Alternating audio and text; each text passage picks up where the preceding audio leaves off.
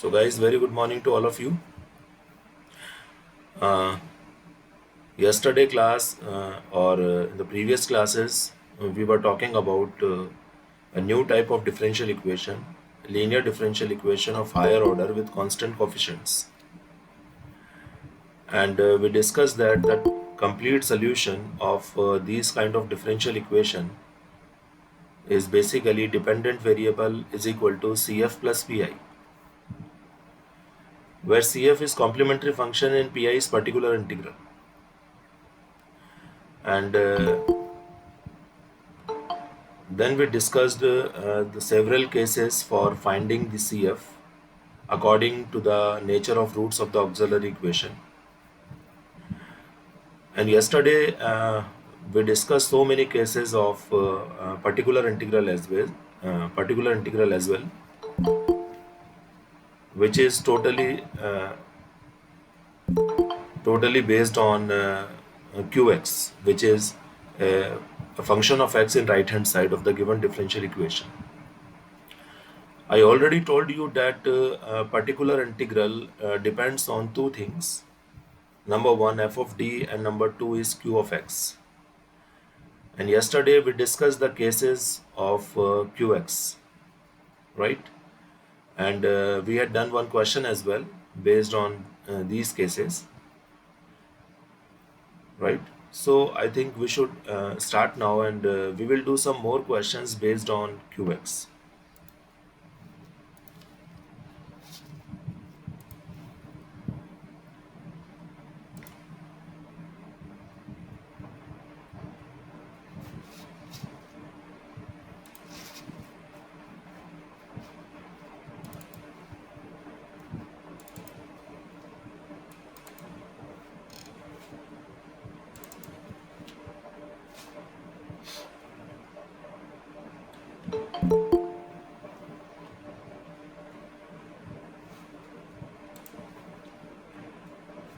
I think PPT is visible to everyone, if I am not wrong. Can Yes, everybody? sir. Okay, okay.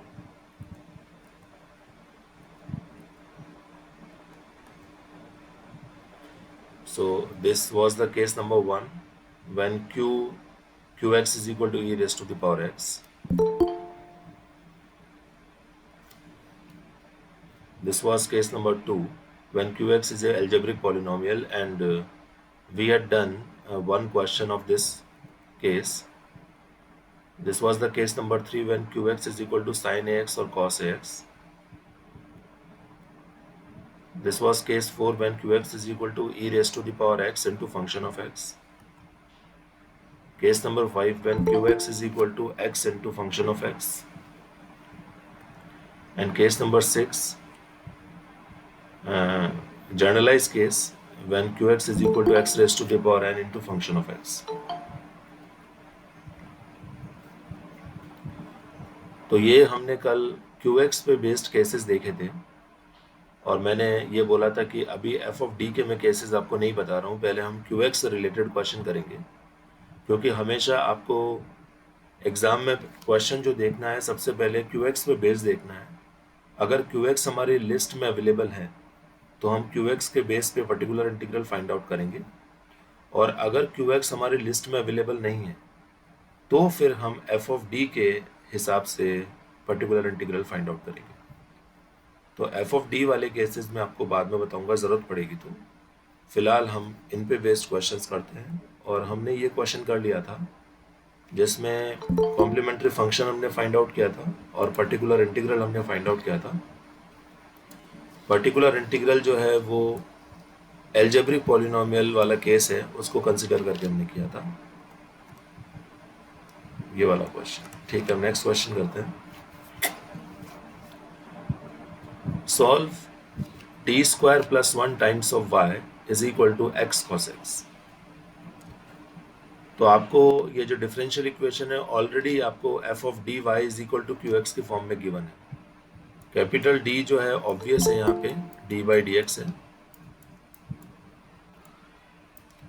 और already ये आपको F of D Y is equal to Q X की form में given है. कल जिसने class attend की थी मैंने उसको बार बार बोला था, परसों जिसने क्लास अटेंड की थी उसको भी मैंने काफ़ी बार बोला था कि आप ये सारे फॉर्मूले रिवाइज करके आएँ, इस क्लास का अच्छे से रिवीजन करके आएँ, तभी आपको नेक्स्ट क्लास समझ में आएगी। तो जिसने रिवीजन किया होगा उसको डेफिनेटली ये क्लास समझ में आ जाएगी, और जिसने रिवीजन नहीं किया होगा उसको बहुत प्रॉब्लम होने वाली है।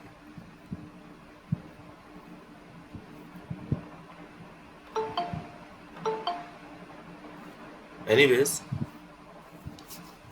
तो इस डिफरेंशियल इक्वेशन को आप स्टैंडर्ड फॉर्म से कंपेयर कीजिए, F of D Y is equal to Q X. कोई मुझे बताएगा कंपेयर करने के बाद में एफ ऑफ डी क्या है यहाँ पे? What is F of D? Sir D square plus 1। Correct, this is your F of D. And what is Q X? X cos X. Correct, this is our Q X. ठीक है, तो सबसे पहले C F find out करने के लिए हम auxiliary equation बनाएंगे। ऑक्सिलरी इक्वेशन आपको पता ही है, F of M is equal to 0 होती है, मतलब M square plus 1 is equal to 0। Auxiliary equation को सॉल्व कीजिए, M square plus 1 is equal to 0, that is M is equal to plus minus iota.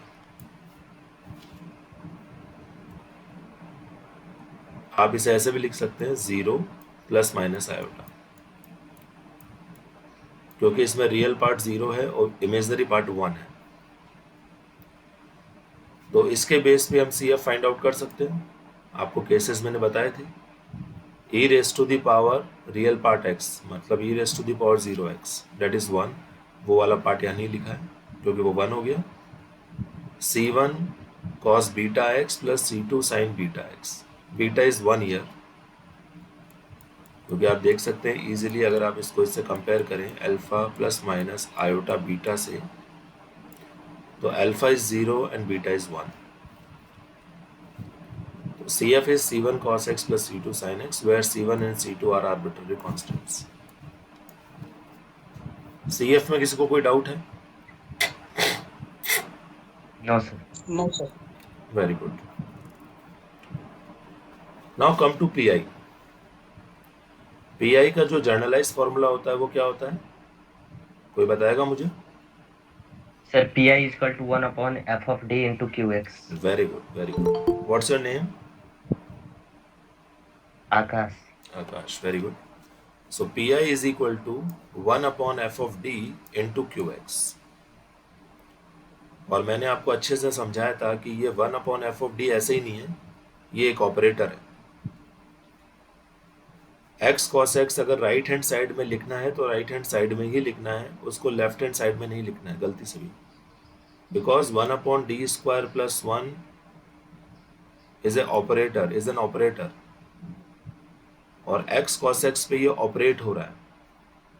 Okay, ठीक है। तो 1 upon F of D into Q x हमारा है x cos X. तो कोई मुझे बताएगा इसमें कौन सा वाला केस अप्लाई हो रहा है, PI वाला? Second one. सेकेंड वन कौन सा? सेकेंड वन वाला कौन सा केस है? cos x वाला। बेटा cos x वाला कैसे अप्लाई होगा, x cos x है।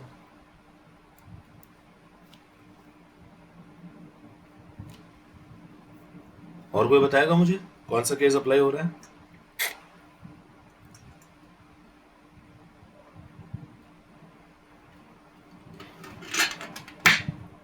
इसमें केस अप्लाई हो रहा है x into function of x वाला, ये वाला मैं आपको बताता हूं।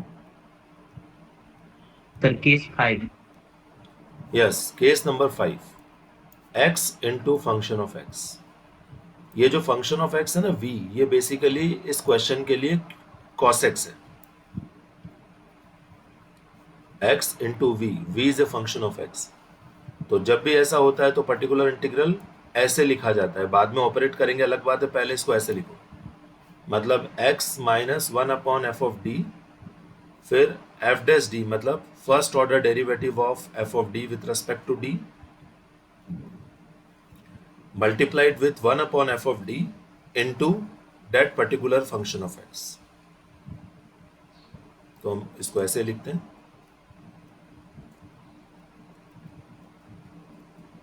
ये देखिए, ये x minus 1/f(d), x minus 1/f(d) into f'(d).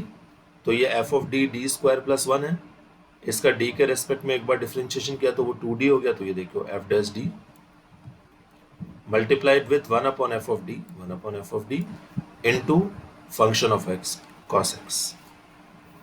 बात समझ में आई?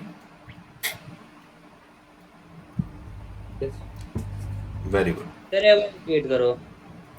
क्या रिपीट करूं बेटा? फॉर्मूला डायरेक्ट अप्लाई किया है, देखो ना आप, x minus 1/f(d) into f'(d) multiply 1/f(d) into v यहां पे है cos x। अब ठीक है? Okay sir. चलिए अब बात करते हैं ऑपरेट करने की, क्योंकि मैंने आपको बताया था कि सॉल्व करने का मतलब होता है कि फाइनली d अवेलेबल नहीं होना चाहिए, d को हटाना है। तो अब आप अगर रिवाइज करके आए हैं तो बहुत ही ईजी हो जाएगा मेरे लिए आपको समझाना, और अगर रिवाइज नहीं करके आए तो it would be very difficult for me. देखिए, सबसे पहले ये cos x जो है, इस पे 1/d² + 1 ऑपरेटर ऑपरेट करेंगे। थोड़ी देर के लिए इस ऑपरेटर को भूल जाइए, आप इसको ऑपरेट कीजिए। तो जब cos x होता है तो कैसे ऑपरेट करते हैं, कोई बताएगा मुझे?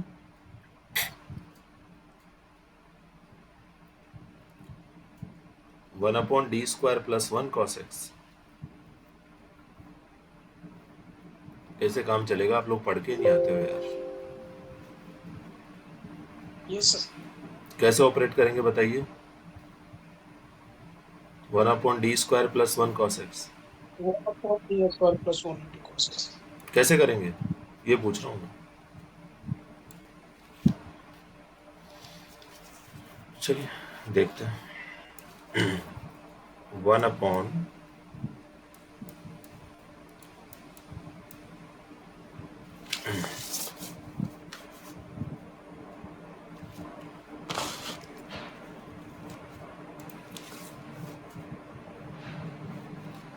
just a second,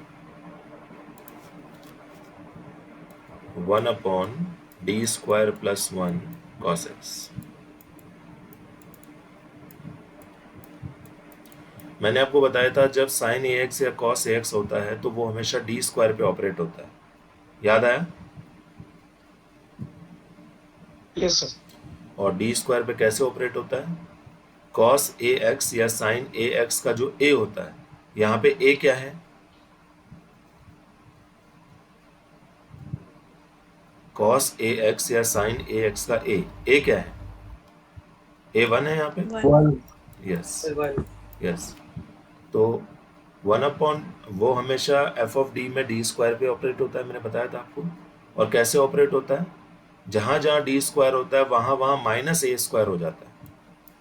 1/, जहां जहां d² है वहां -a² हो जाएगा, तो d² की जगह -a², मतलब -1² + 1, और ये cos x as it is.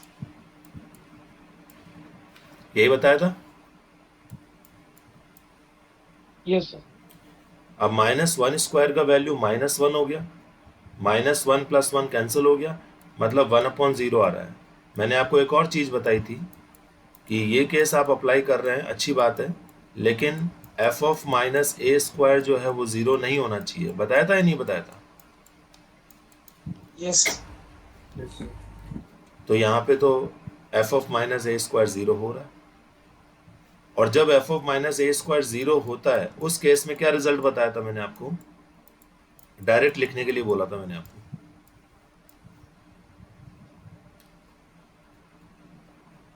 One upon d² + 1 cos x is equal to, मैंने आपको बोला था आपको ऐसे लिखना है -x/2a।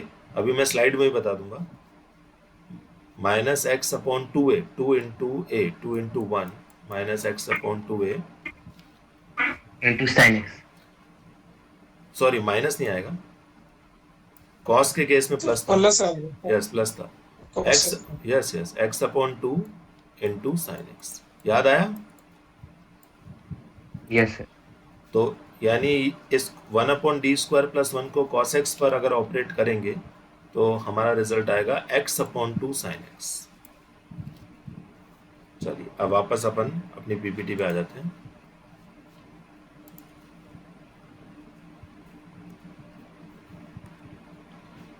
ये देखिए, आप देख सकते हैं,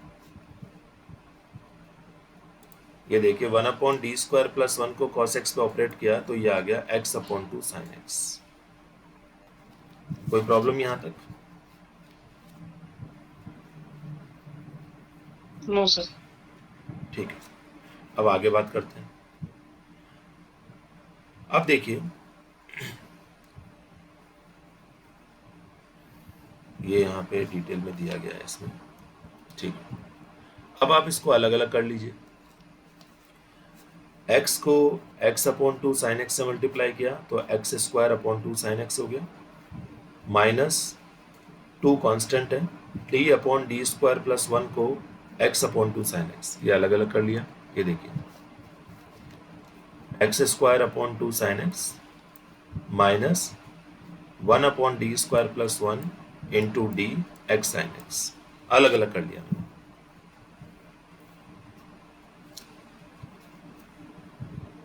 अब यहाँ पे मैं पिछली साइड पे वापस आता हूँ। देखो जब आप अलग अलग कर रहे हो यहाँ पे तो ये जो सेकंड टर्म जब मल्टीप्लाई हो रहा है तो ये 2 से तो 2 कैंसिल हो गया, ठीक है।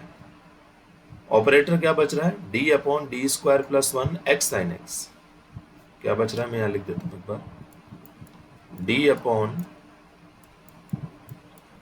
D square plus 1 x sine x, यही बच रहा है। सेकंड टर्म की बात कर रहा हूँ। Yes sir. अब यहाँ पे दो ऑपरेटर है, देखो एक है d एक्स साइन एक्स के साथ में, एक है 1 upon D square plus 1 x sine x के साथ में। तो आप किसे भी पहले ऑपरेट कर दीजिए, वो आपकी इच्छा है, ऑपरेट आपको ही करना है। तो देखिए आप, ये देखिए ये d अपॉन D square plus 1 x sine x, तो पहले हम d को ऑपरेट कर रहे हैं।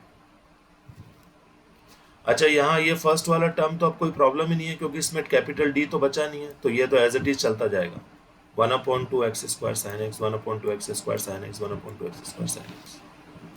अब यहाँ पे आइए, तो सबसे पहले D ऑपरेटर मैंने एक्स साइन एक्स पे ऑपरेट किया, D का मतलब होता है डिफरेंशिएशन, तो differentiation of x sine x कर दीजिए, तो क्या मिलेगा आपको, sine x plus x cos x. 1 upon D square plus 1 operator अभी भी रह गया। कोई प्रॉब्लम यहां तक? No sir. अब 1 अपॉन डी स्क्वायर प्लस 1 को साथ में अलग अलग मल्टीप्लाई कर दीजिए, इनको साइन एक्स अलग लिख दीजिए और एक्स कॉस एक्स अलग लिख दीजिए। तो 1 upon D square plus 1 sine x अलग कर दिया मैंने, और ये माइनस साइन का ध्यान रखना थोड़ा, minus 1 upon D square plus 1 x cos x अलग कर दिया। Is it clear? Yes sir. ठीक है। अब ये जो 1 upon D square plus 1 x cos x है, ये अभी हमने थोड़ी देर पहले सॉल्व किया है। आपका जो मेन पीआई था वो यही था, आप देखो जरा, आपका Yes, sir, यही। मेन पीआई क्या था, 1 upon D square plus 1 x cos x, यही तो था। Yes. तो इसे अलग से बार बार सॉल्व करने की जगह हम इसको पीआई लिख सकते हैं वापस। Yes sir. लेफ्ट साइड में तो पीआई चल ही रहा है, यहाँ लेफ्ट साइड में तो हम पीआई को सॉल्व कर ही रहे हैं, और इसकी जगह भी हमने लिख दिया पीआई, बार बार सॉल्व ना करना पड़े। तो 1 upon 2 X sine square X square sine X as it is, minus 1 upon D square plus 1 sine X and minus pi.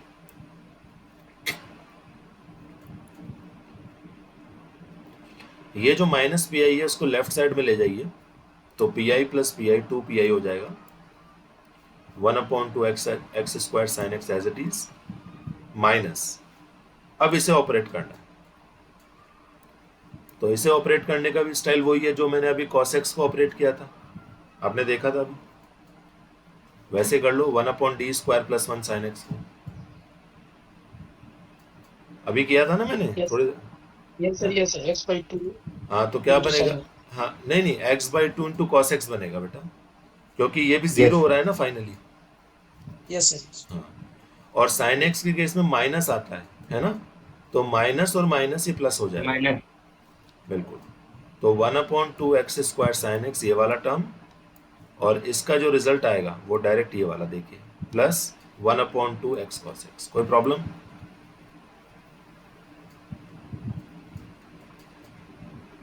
Any problem? ठीक है ना, इस वाले टर्म को मत देखना, आप तो अपने स्टाइल से करना। तो finally 2pi is equal to 1/2x square sin x plus 1/2x cos x, तो pi का वैल्यू हो गया 1/4x square sin x plus 1/4x cos x।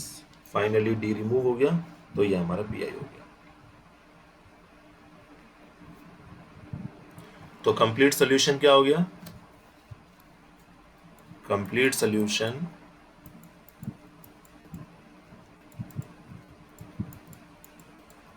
Is equal to, मतलब dependent variable y is equal to CF plus PI।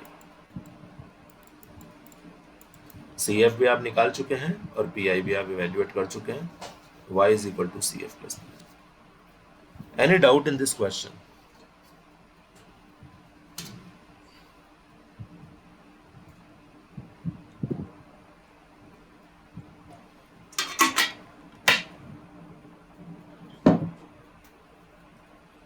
Guys, can you hear me?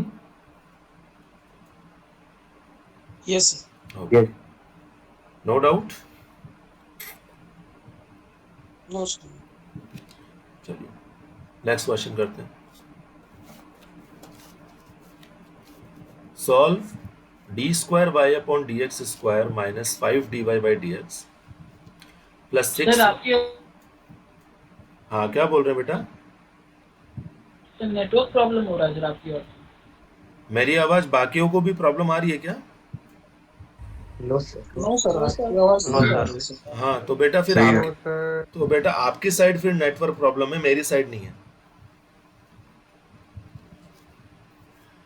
Solve D square Y upon D X square minus 5dy by D X plus 6y is equal to E raise to the power x cos x। तो सबसे पहले as usual d अपॉन D X को capital D assume कर लीजिए, तो आपकी ये जो डिफरेंशियल इक्वेशन होगी वो क्या बनेगी, D square minus 5d plus 6y is equal to E raise to the power x cos x। Could anybody please tell me what is f of d here? Sir d square minus 5d plus 6। Yes, f of d is d square minus 5d plus 6. And what is qx? e raised to power x into cos x। e raised to the power x into cos x, correct। तो CF find out करने के लिए सबसे पहले auxiliary equation बनाते हैं। Auxiliary equation बनेगी m square minus 5m plus 6 is equal to 0। m square minus 5m plus 6 is equal to 0। इसे सॉल्व कीजिए, दो रूट्स आ गए, m is equal to 2 and m is equal to 3। Real and distinct roots, तो CF बन गया आपका C1 e raised to the power 2x plus C2 e raised to the power 3x। Any doubt?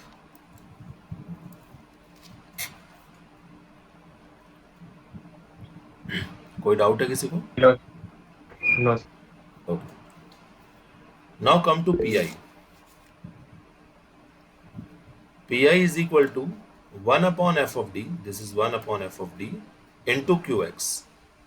तो qx हमारा है e raised to the power x cos x and 1 upon f of d। कोई बताएगा कौन सा case apply करेंगे हम?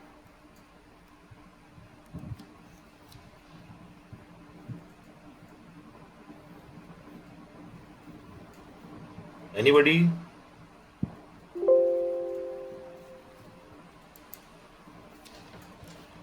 कौन सा वाला केस अप्लाई करेंगे? चलो कोई बात नहीं, मैं बता देता हूं। इसमें हम अप्लाई करेंगे case e raise to the power ax into function of x वाला। तो क्या केस था? मैं यहाँ केस 4। केस 4 है, कौन सा है देख लेता हूँ एक बार। Yes, case number 4, absolutely correct.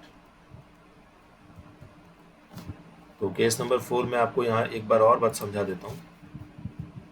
Case number 4 है हमारा 1/fd e raise to the power ax into function of x। तो इस केस में हम क्या करते हैं, e raise to the power ax को तो हम पहले ले लेते हैं, फिर लिखते हैं 1/f(d) में जहां जहां d है वहां वहां d प्लस a कर देंगे। f(d + a), ये a क्या है? a ये वो e raise to the power ax में जो x का कोफिशिएंट है ना, वो a है। तो e raise to the power ax पहले लिखा, फिर 1/f(d + a). f(d + a) का मतलब है f(d) में जहां जहां d है वहां वहां d + a कर देंगे इनटू फंक्शन, और फिर इसे सॉल्व करेंगे।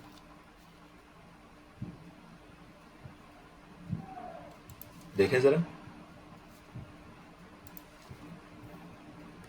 देखिए ये आपका 1/fd e raise to the power ax into function of x है। तो आराम से पहले कंपेयर कर लीजिए आप, a का वैल्यू क्या है। सबसे पहले तो ये देखिए, what is a? Sir 1। 1। And what is v?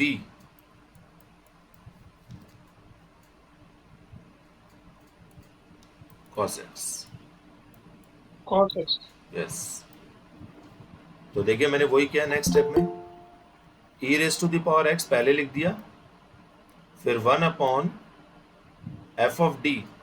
1/f(d) में जहां जहां d है वहां वहां d + a कर दिया। देखो ये d² है तो यहाँ d + 1 का होल स्क्वायर कर दिया, -5 d की जगह d + 1 कर दिया, d + a मतलब +6, और फिर साथ में यहाँ पे v लिख दिया, v का मतलब cos x। तो इसको यहाँ लिख दो या यहाँ लिख दो, एक ही बात है।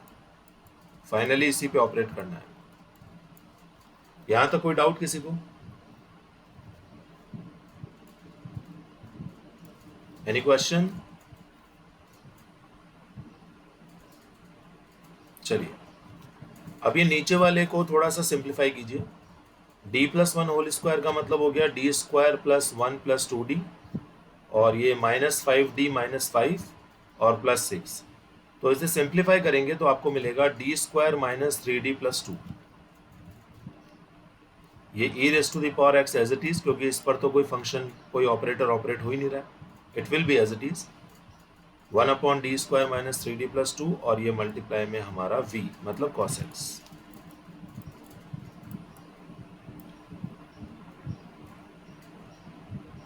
अब मैंने आपको केस बताया था, जब cos ax या sin ax आ जाता है तो क्या करते हैं, cos ax या sin ax किस पे ऑपरेट होता है?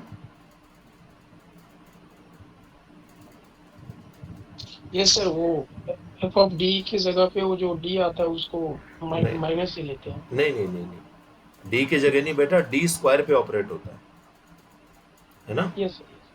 तो cos ax या sin ax जो होता है वो d² पे ऑपरेट होता है, कभी भी d पे ऑपरेट नहीं होता है। एनीवेज, तो यहाँ पे देखिए हमारा जो ऑपरेटर है वो है 1/d² - 3d + 2, और फंक्शन है cos x। तो cos x के हिसाब से सबसे पहले cos ax अगर हम देखें तो a का वैल्यू क्या है यहाँ पे? 1।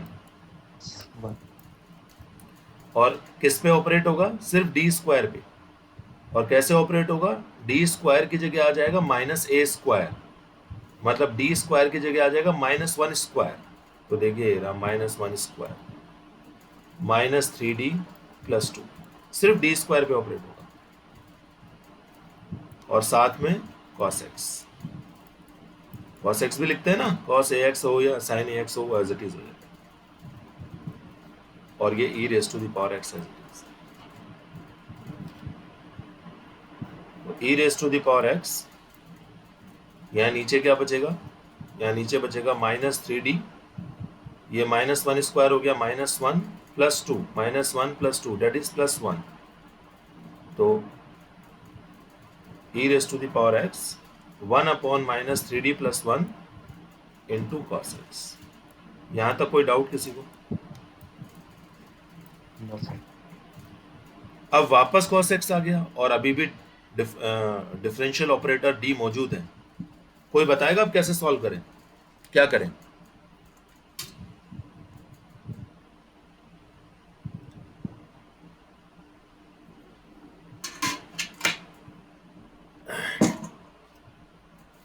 सोचिए क्या करें, बताइए।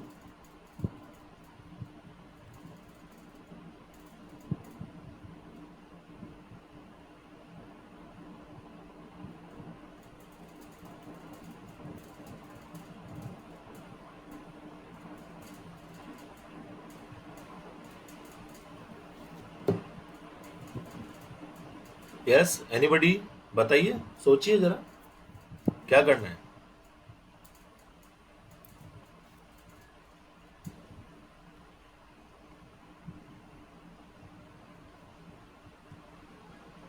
अच्छा ये बताइए, cos ax या sin ax जो होता है वो d² के साथ ही ऑपरेट होता है ना? Yes sir. लेकिन यहाँ तो d² नहीं है। सर वो -3d + 1 है यही। हाँ, d² तो नहीं है ना? Yes sir. तो हम क्या करेंगे, क्योंकि अभी तक cos, इसको मतलब d को हटाना जरूरी है, तो क्या करेंगे हम रैशनलाइज कर देंगे। -3d + 1 नीचे है तो -3d - 1 से ऊपर नीचे मल्टीप्लाई कर दीजिए, तो e raise to the power x as it is,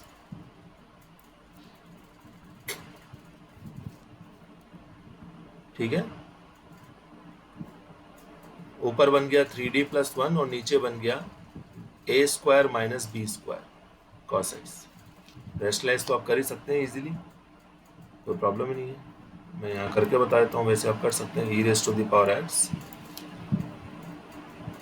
नीचे 1 - 3d है तो ऊपर 1 + 3d, 1 - 3d है ना, तो 1 + 3d divided by 1 - 3d into 1 + 3d that is 1² - 9d² और ये cos x। तो ध्यान रखना, कभी भी ऐसी सिचुएशन में अटक जाओ आप तो आपको रैशनलाइज करना है। यहाँ 1 - 3d है तो 1 + 3d से ऊपर नीचे मल्टीप्लाई करना है, तो ये मिलेगा आपको। ऊपर बन गया 1 + 3d और नीचे बन गया 1 - 9d² cos x। यहाँ तक कोई प्रॉब्लम? No sir.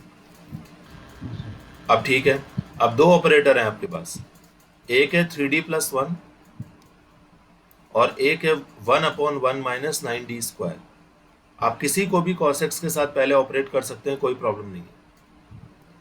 तो देखिए 1/1 - 9d² को पहले cos x के साथ ऑपरेट किया, तो e raise to the power x as it is, 3d + 1 operator as it is,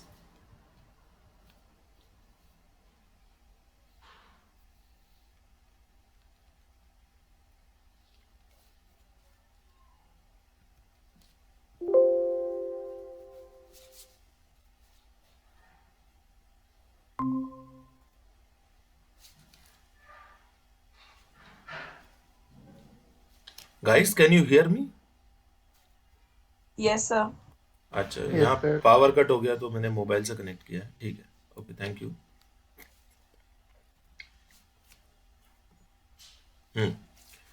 तो आवाज आ रही है ना मेरी, अच्छे से साउंड आ रहा है?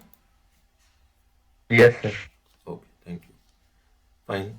तो देखिए सबसे पहले हमने 1/1 - 9d² को cos x पे ऑपरेट किया है, तो e raise to the power x as it इज एंड 3d + 1 एज इट इज, इसको छोड़ दीजिए और 1/1 - 9d² को cos x पे ऑपरेट कीजिए। ऑपरेट करने का वही पुराना स्टाइल है, 1 - 9d² की जगह -1² इंटू cos x। समझ में आया?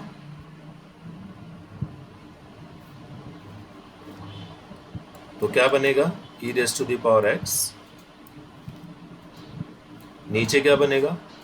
-9 इंटू -1, दैट इज +9, 9 + 1 10, माइनस मतलब 1/10, 3d + 1 इंटू cos x। यही बनेगा या नहीं बनेगा? Yes sir. ठीक है। अब ये जो 3d + 1 ऑपरेटर है इसे cos x पे ऑपरेट कर दीजिए, तो e raise to the power x/10 as it is 3d cos x plus cos x, क्या बनेगा?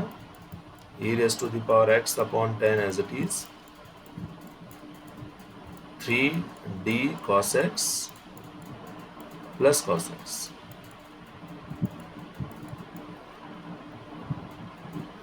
तो 3 तो कांस्टेंट हो गया और d cos x का मतलब हो गया differentiation of cos x 1 time, तो d cos x का मतलब हो गया माइनस sin x, तो -3 sin x plus cos x। This is your particular integral.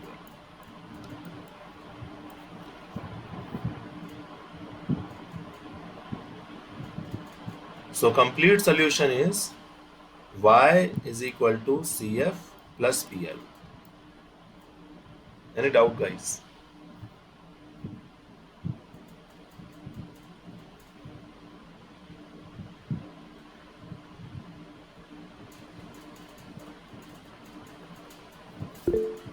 कोई डाउट किसी को? No sir. Very good. No sir. चलिए एक क्वेश्चन और करते हैं। Solve d² plus 5d minus 6 times of y is equal to sin 4x sin x। तो आपको डायरेक्ट उसी फॉर्म में दिया गया है, तो आपका f(d) हो गया d² plus 5d minus 6 और आपका qx हो गया sin 4x into sin x। तो ऑक्सिलरी इक्वेशन आप बना सकते हैं m² plus 5m minus 6 is equal to 0। Equation को सॉल्व किया, आपके रूट्स निकल के आए m is equal to 1 and -6, real and distinct roots. तो CF आपका हो गया C1 e raised to the power x plus C2 e raised to the power -6x। कोई प्रॉब्लम यहाँ तक? No sir. ठीक है। अब QX क्या है हमारा? QX है हमारा sin 4x into sin x। तो हमारे लिस्ट में क्या ये वाला QX है?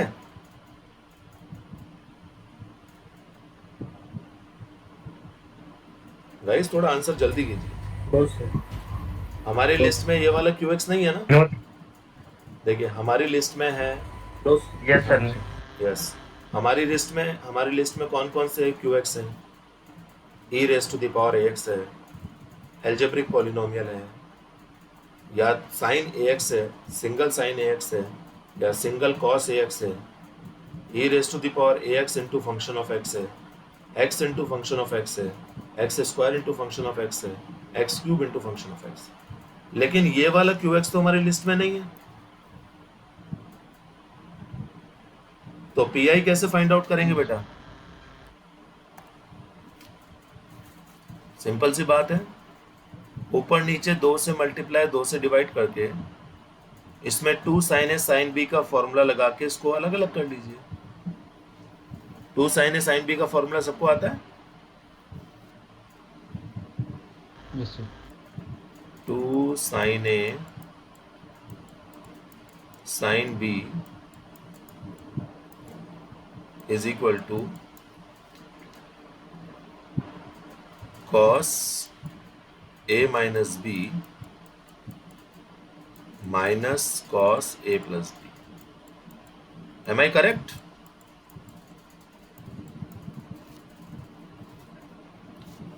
तो देखिए PI is equal to 1/f(d) into QX।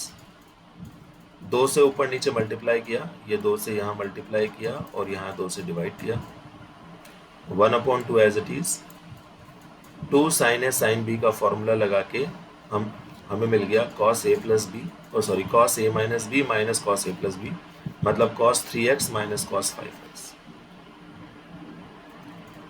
अब आप इनको अलग अलग करके पर्टिकुलर इंटीग्रल फाइंड आउट कर सकते हैं। 1/2 plus 5d minus 6 cos 3x अलग कर लिया, and minus 1/2 plus 5d minus 6 cos 5x अलग कर लिया। यहाँ तक कोई प्रॉब्लम?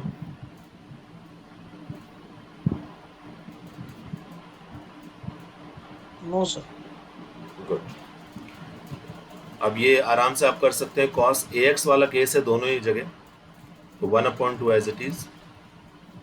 cos ax वाला केस है, फर्स्ट केस में a का वैल्यू 3 है और सेकंड केस में a का वैल्यू 5 है।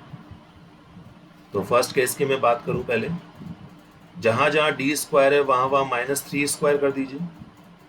तो ये देखिए d स्क्वायर की जगह minus 3 square plus 5d minus 6 और cos 3x ये वाला। सिमिलरली माइनस 1/2, यहाँ पे a का वैल्यू 5 है, तो d स्क्वायर की जगह माइनस 5 स्क्वायर कर दीजिए, minus 5 square plus 5d minus 6 cos 5x। यहाँ तक कोई डाउट?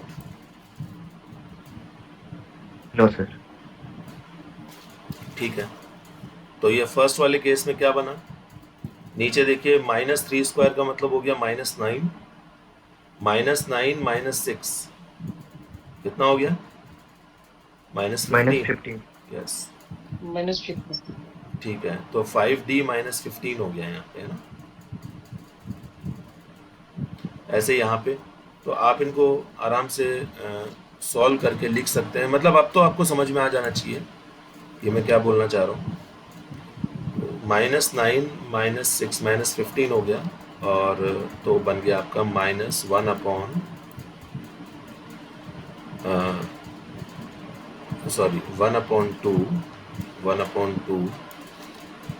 और 1/5d माइनस 15। अच्छा, इसमें से आप 5 भी कॉमन ले सकते हो, तो ओवरऑल ये बन जाएगा 1/10 into 1/d minus 3 into cos 3x। ये फर्स्ट वाला बन गया, यही बनेगा ना?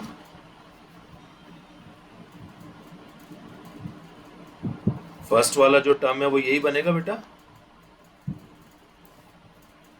यस सर, cos 3x होगा सर। हाँ, 1 cos 3x होगा, यस सॉरी। दूसरा वाला देखें, दूसरे वाले में ये माइनस 25 हो गया, माइनस 25 माइनस 6 माइनस 31, ठीक है? तो ये बनेगा आपका minus 1/2 into 1/5d minus 31 cos 5x। Is it clear or not? Yes sir. ठीक है, अब यहाँ cos 3x है लेकिन नीचे d स्क्वायर नहीं है, और यहाँ cos 5x है लेकिन नीचे d स्क्वायर नहीं है। तो अभी मैंने थोड़ी देर पहले आपको बताया था, ऐसे केस में आपको रैशनलाइज करना है। तो फर्स्ट वाले टर्म में आपको ऊपर नीचे d प्लस 3 से मल्टीप्लाई करना है, और सेकंड वाले टर्म में आपको ऊपर नीचे 5d प्लस 31 से मल्टीप्लाई करना है। तो बिल्कुल क्लियर ये देखिए लिखा हुआ है, 1/10 ऊपर d प्लस 3 से मल्टीप्लाई, नीचे d प्लस 3 से मल्टीप्लाई होने पे d स्क्वायर माइनस 9 और ये cos 3x। सिंपल। माइनस 1/2 ऊपर 5d प्लस 31 से मल्टीप्लाई, 5d प्लस 31 से मल्टीप्लाई, नीचे 5d प्लस 31 से मल्टीप्लाई, तो 25d square minus 961 into cos 5x। आराम से हो जाएगा, कोई प्रॉब्लम?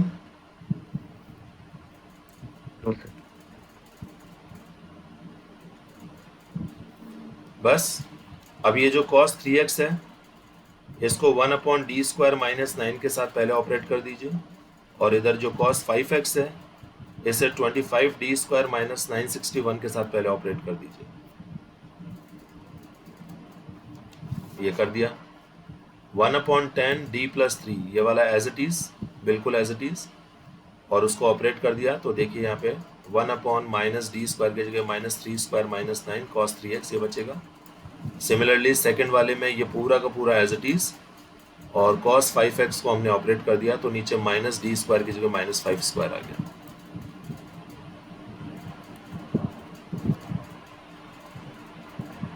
थोड़ा सा सिंप्लीफाई कीजिए, जैसे ये -9 और -9 -18 हो गया और ये कांस्टेंट है, -18 इंटू ये 10 मल्टीप्लाई कर दीजिए, -180 हो गया तो -1 अपॉन 180 ये d+3 into cos 3x।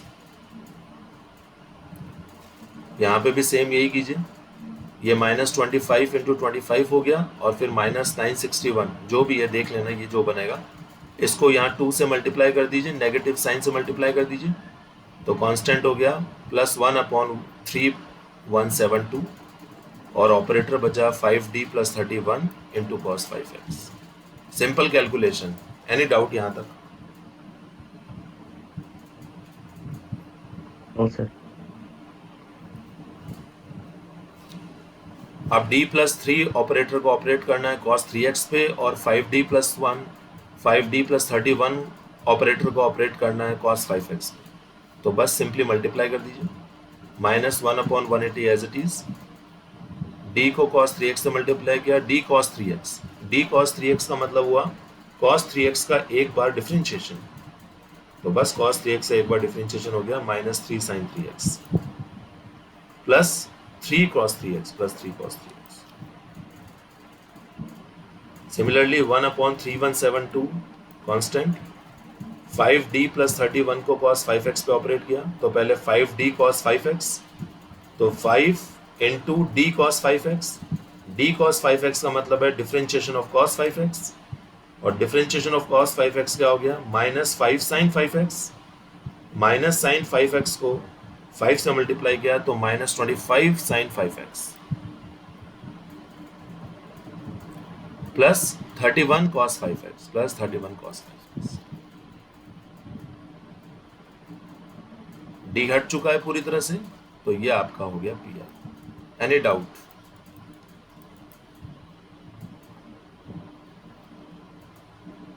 No sir.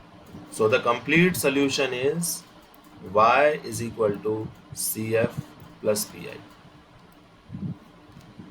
Any question anybody wants to ask? Please ask.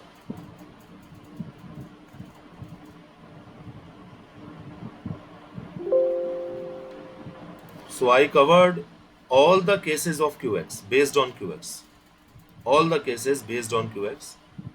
आपको ही अब अच्छे से रिवाइज करना होगा, प्रैक्टिस करनी होगी, क्योंकि ऑनलाइन में हो सकता है आपको ये थोड़ा सा डिफिकल्ट लग रहा हो, लेकिन ऑफलाइन में ये इतना डिफिकल्ट आपको लगेगा नहीं। मतलब जब आप क्वेश्चन करने बैठोगे तो ये इतना डिफिकल्ट आपको लगेगा नहीं।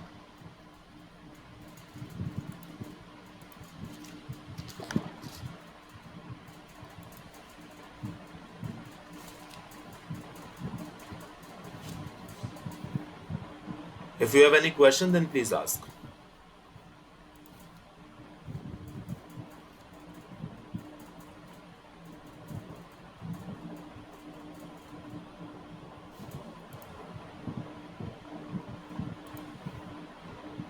ओके अच्छा, सेक्शन ए के जो स्टूडेंट्स हैं वो सुन लीजिए, 10:30 पे मेरी आज क्लास है, लेकिन वो क्लास मैं नहीं लूंगा, इसीलिए मैंने ये वाली क्लास में आपको कंबाइन कर लिया है।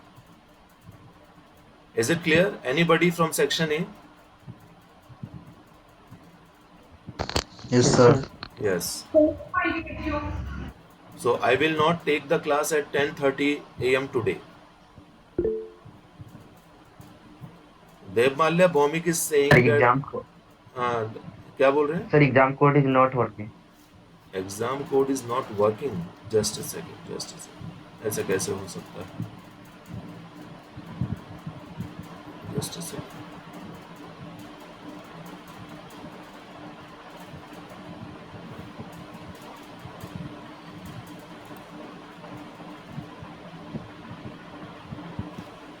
क्या शो कर रहा है?